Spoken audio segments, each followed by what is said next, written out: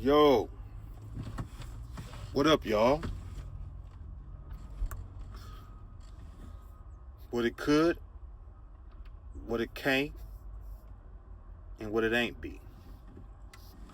This your brother, tapping back in once again. Before I begin, make sure to like this video, subscribe, and do all that stuff. Now, in this video, I'm going to discuss how did I become a truck driver. Now, to make it short and sweet, the system of white supremacy. But it's a little bit deeper than that. Now let me take a sip of my coffee and breathe in like infinite waters.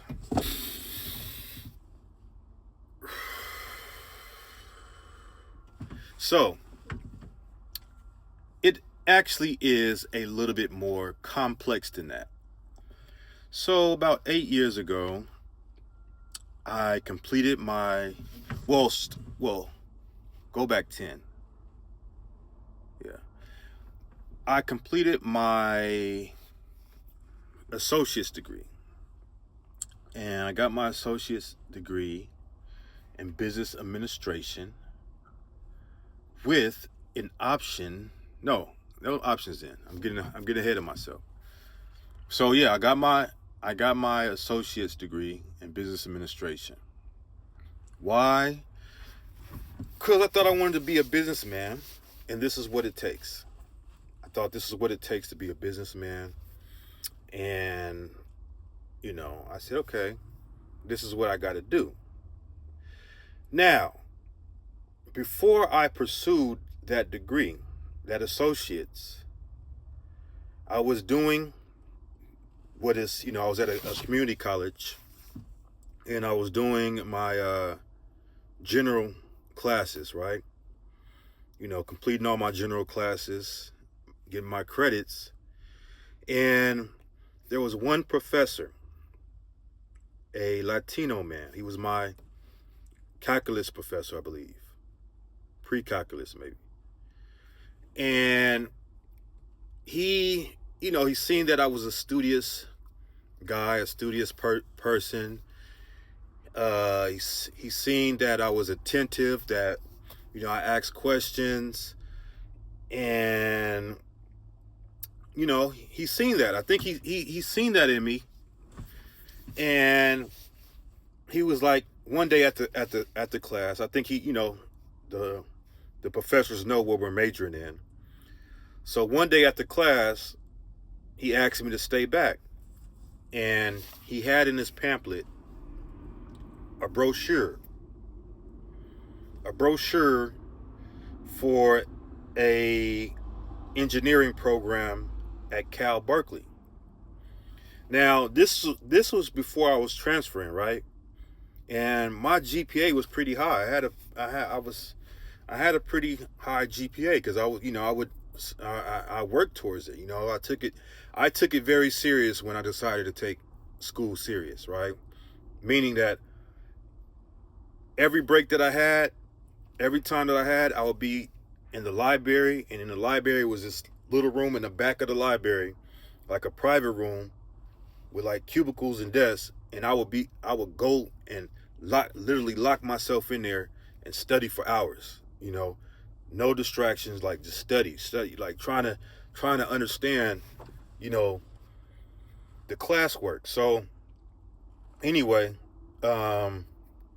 yeah, I had decided what university I wanted to transfer to, but I knew I remember I was being scouted by people from Cal Berkeley were reaching out to me, and I'm assuming that they were trying to get me to go there to see my GPA. But anyway, so it was a coincidence, but he handed me this, he had a brochure in his hand, and he says, hey, have you considered majoring in engineering? And I'm like, no, I didn't, nobody told me. Like, the only thing that my family told me, because these are baby boomers, and we all know things were different for them when they came up.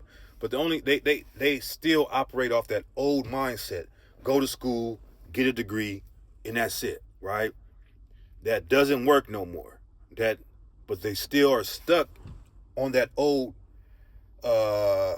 paradigm that this is what works because it worked for them back in the 1960s, 70s, right? So they'll tell us, oh, just go to school and get a degree, right? And these are the black baby boomers, right? The Asians don't tell their children that. The Orientals and the East Indians, they don't tell their children that. They tell them, this is what you're going to be. You're going to go to school and be a doctor. You're going to go to school and be an engineer, scientist, whatever. You're going to do something in STEM. Black parents, baby boomers, oh, just go to school, get a degree, and whatever. Because all that matters is that piece of paper. So when he came to me with that, I'm like, no, I never thought about that.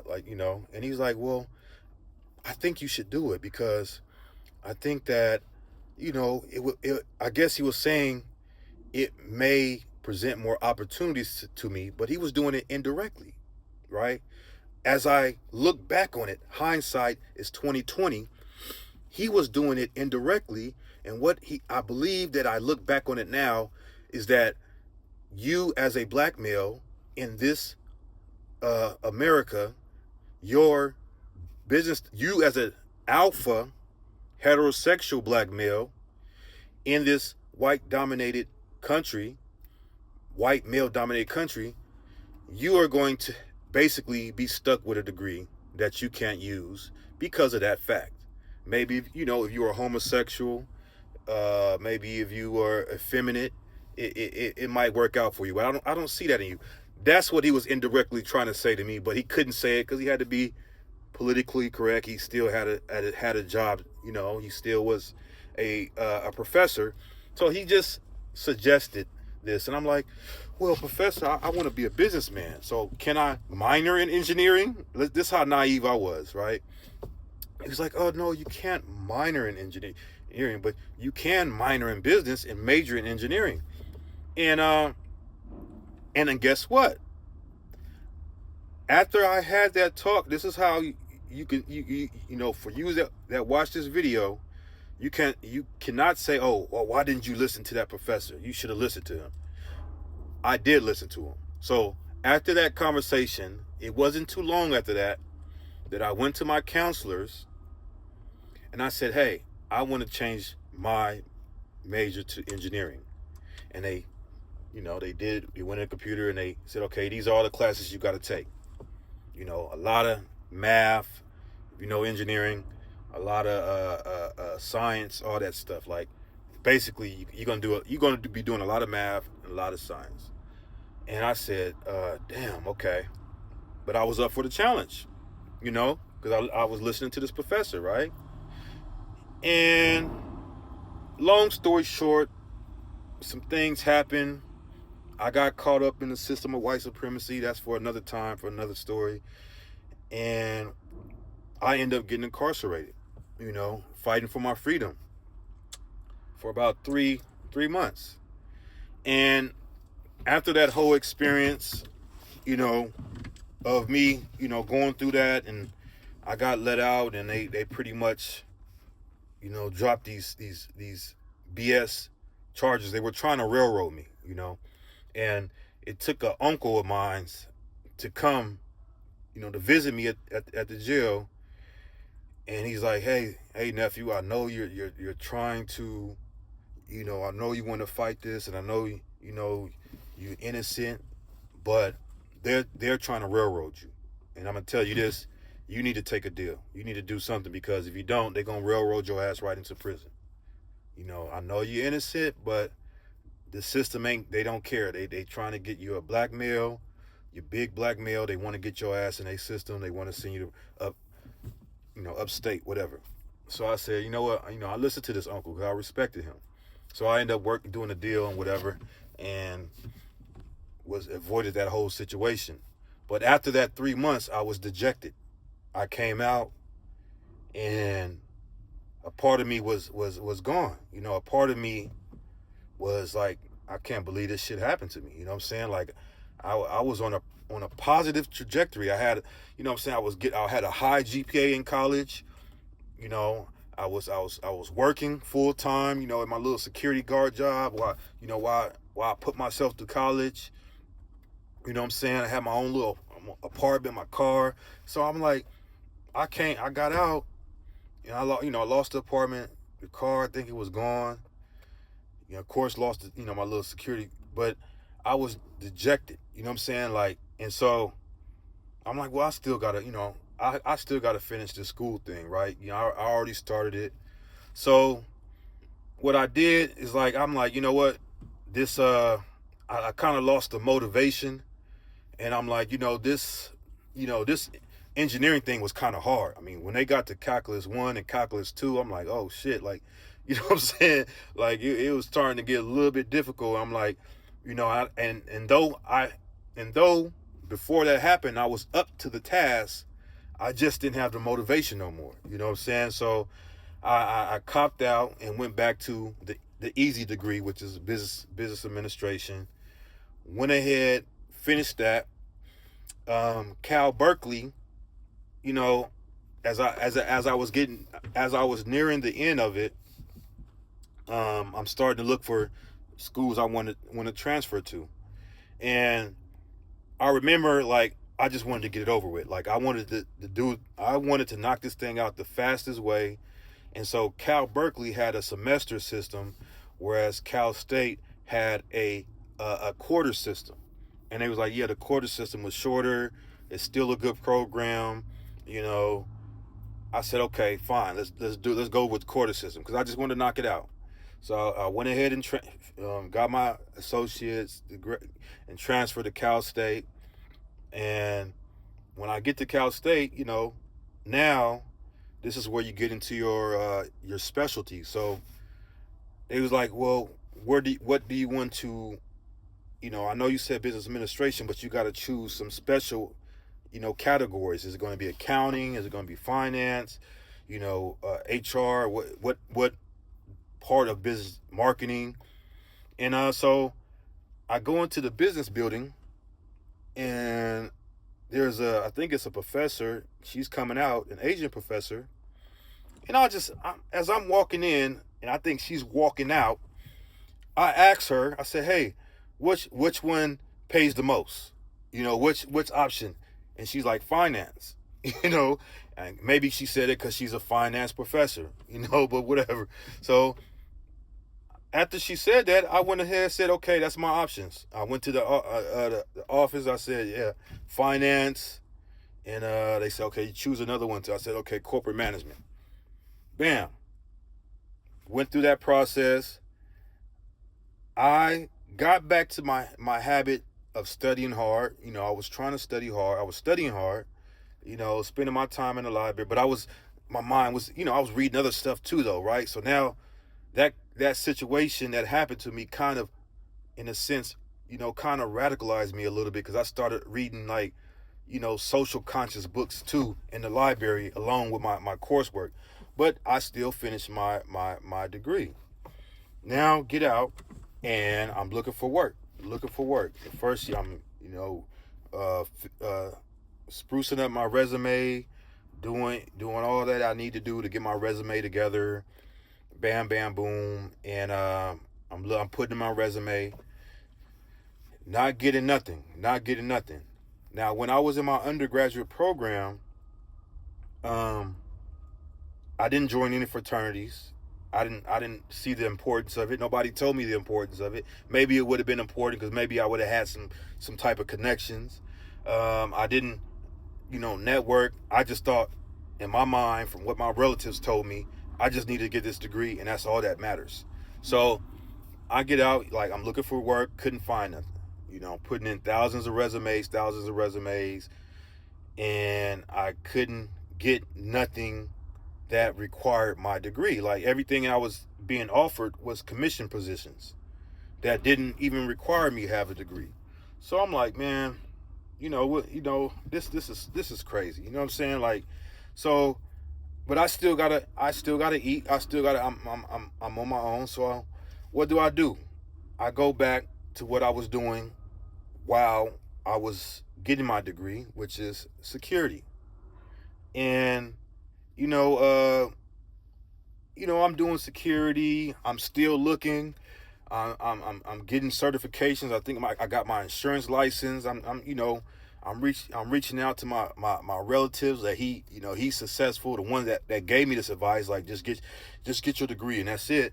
And oh yeah, you should be this financial advisor. So but the funny thing is, he's a financial advisor. He got all these certificates, but he don't take me under his wing, right?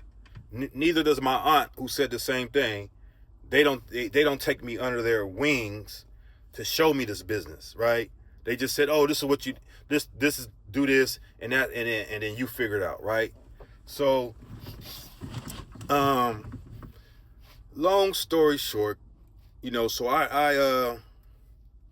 I'm still doing my security. I'm looking for work. I'm studying, getting these certifications and stuff like that, and nothing is just happening. Nothing is panning out. 5 to 6 years in past now, and nothing has happened with this degree that I went into debt for. So, remember, I lost my last security job over, because, we replaceable. You could put a mule. One security guard supervisor once told me is that this type of job, you're dispensable. They could put a mule in a uniform, and the mule can do the job, right? Like a real mule animal. That's how dispensable we are.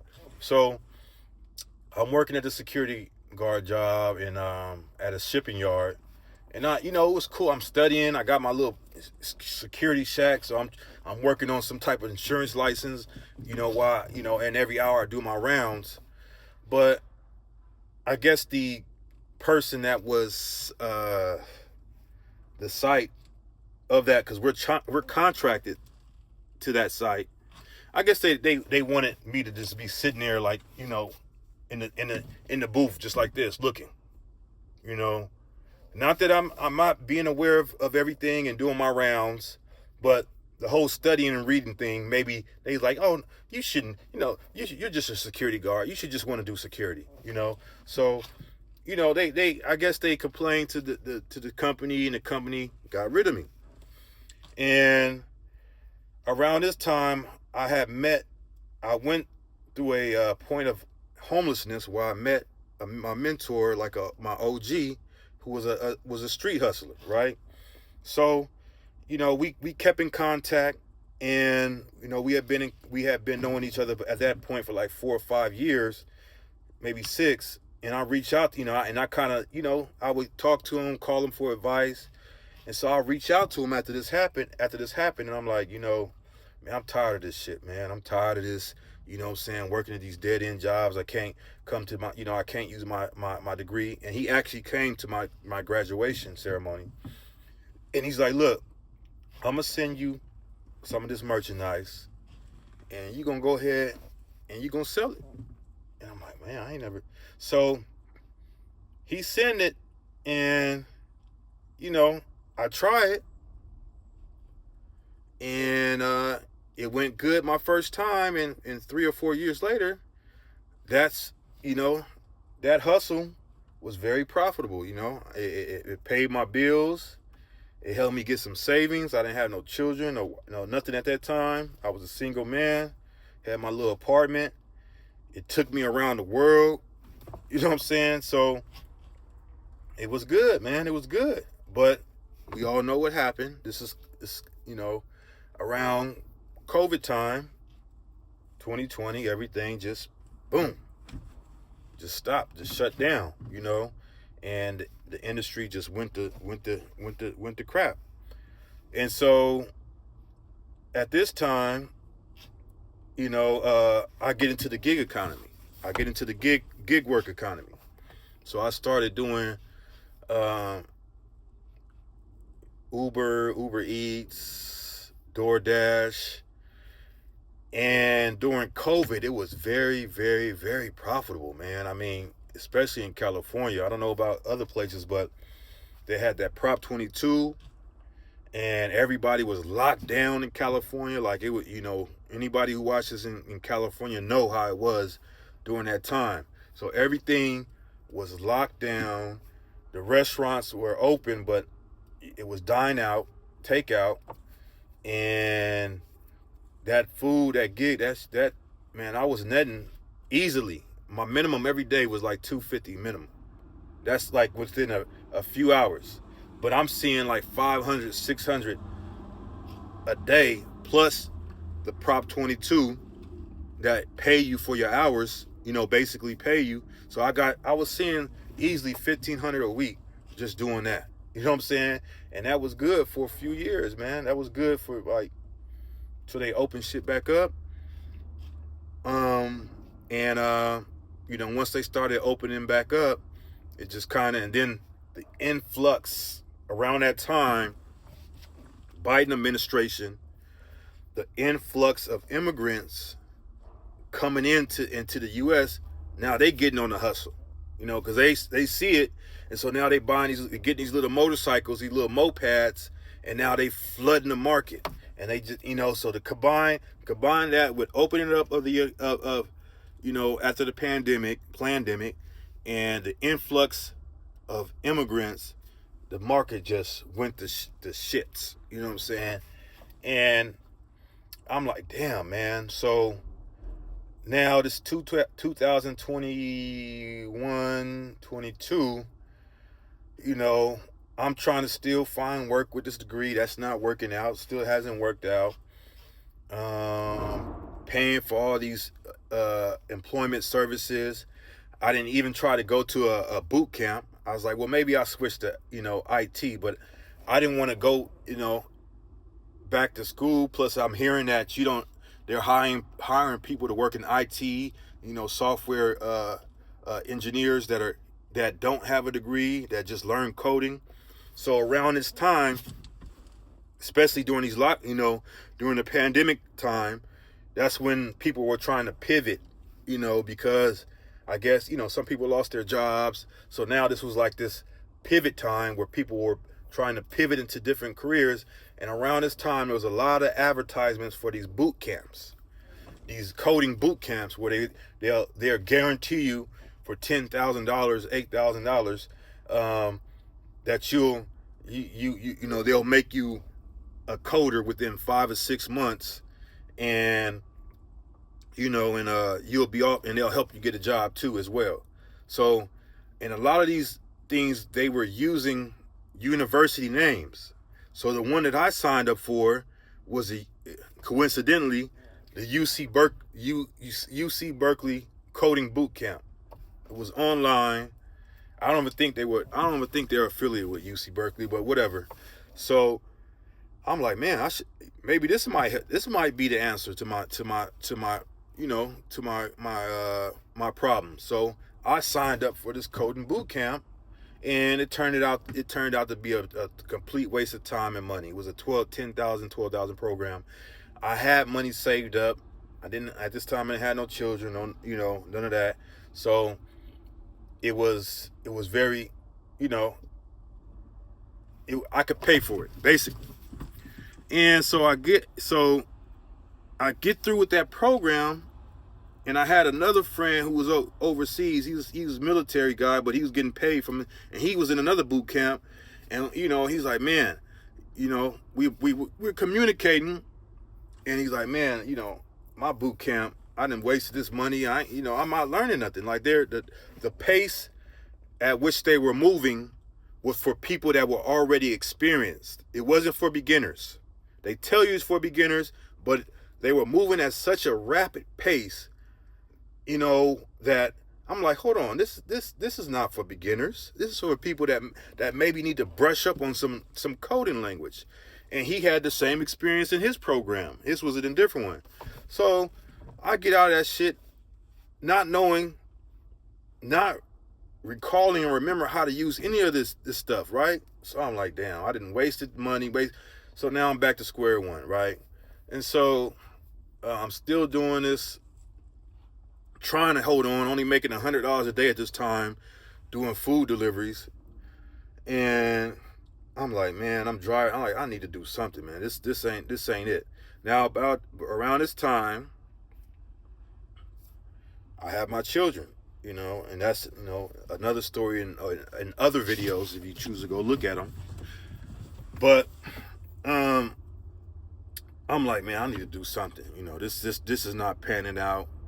So I'm looking around. I remember watching some videos on trucking that popped up in my YouTube suggestions, and I'm like, what else can I do? You know what I'm saying? Like I'm looking for jobs. I can't find jobs, or the jobs that I'm finding are their BS pay. And so I started looking at all these truck driving videos, and as I'm doing deliveries, food delivery, I'm seeing these truck drivers around. So I'm like, how about I get into trucking? And so, I started to do my research, and you started watching all these fantasy YouTube videos, and you'll learn your lesson later on. A lot of these dudes are capped.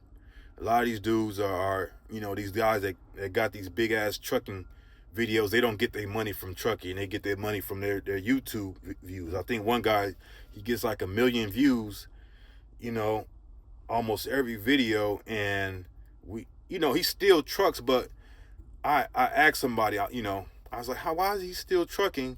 And he's like, that's his content. Like, if he quit trucking, what would be his content? So he still does it, so he can still, get the views, but his main source of income is from his channel. And so a lot of these guys, they're selling you dreams because it's what gets their money it's what gets their channel money. This is how they get their money. But anyway, that's another story. So I said, okay. So I'm watching these videos, and they're talking about all this money you can make in trucking, and you can 6 figures and all this. And I said, okay, I'm about to get into truck driving school.